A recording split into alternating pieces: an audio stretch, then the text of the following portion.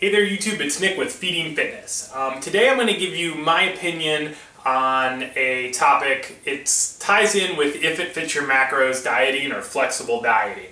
If it fits your macros, it's basically a way of dieting where you pick a caloric goal and then you figure out proteins, carbs, and fats, how much you get of each, and that's how you track your intake. You track your protein, carbs, and fats for the day, and basically the idea is that the types of foods that you eat don't matter much.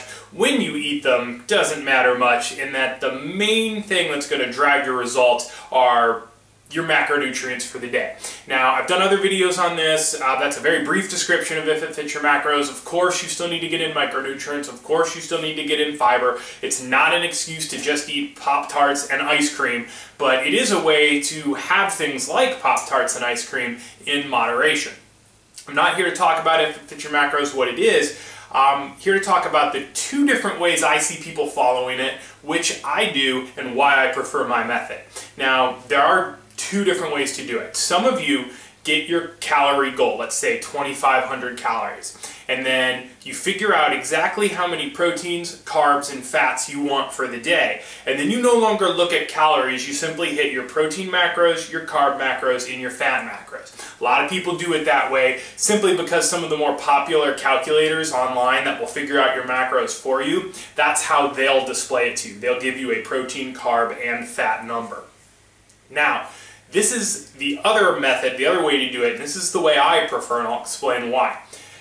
Because protein and fat is needed by the body, we have minimum levels of protein and fat that we need to hit per day. And if you're doing it the other way, this still applies. You have to know how much protein you need and how much fat you need. Now, that number will vary depending on who you listen to and what you believe. I typically go by a minimum of 0.8 grams of protein per pound and anywhere from 0.3 to 0.5 grams of fat per pound, depending on what your goals are and how you like to do your diet. Now, what people in the first group will do, they'll take those two minimum numbers and they'll figure out whatever calories they have left, and then that will become their carb number. That's how they get that third carb number. And I don't do it that way. I take those first two numbers and set them as minimums, meaning I need at least this much protein a day, at least that much fat per day.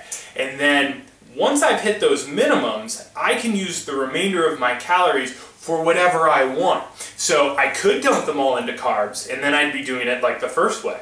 But say one day I want to have more protein, not because I need it, but because I want it. Same with fat. I've hit my minimum, but for whatever reason I want to have more fat. It will just help me have a meal that I'm wanting or a food that I'm craving. I can go over on fat. Carbs, your body doesn't need. You can diet on 0 carbs if you want. I don't recommend it, but you can do it. Now, carbs do help drive training, so I never like to go too low carb, but it's a very personal thing how many carbs you need to train effectively. For me, it's about 200, but the way that I diet, I can have up to 270. So I get a lot more wiggle room than people who are very regimented with, this is my carbs, this is my fat, this is my protein. I feel like that's a pretty rigid way to do a diet that's called flexible dieting. My method is much, much more flexible than when you try and hit 3 target numbers.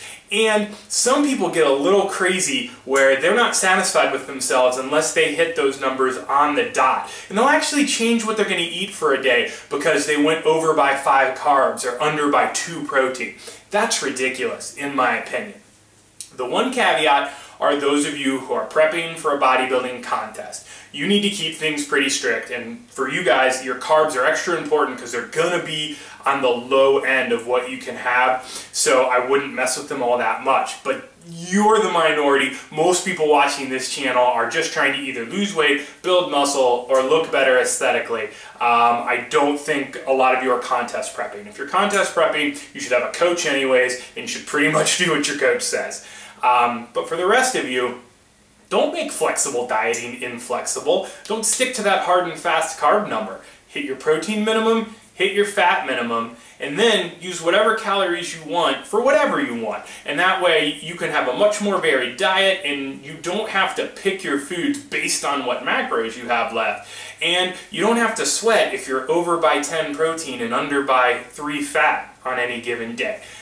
Which again, I think it's just ridiculous. It's almost bordering on eating disorder when you're trying to hit macros to the nose and you don't feel comfortable or happy with yourself if you don't hit macros to the nose. So avoid that, be flexible.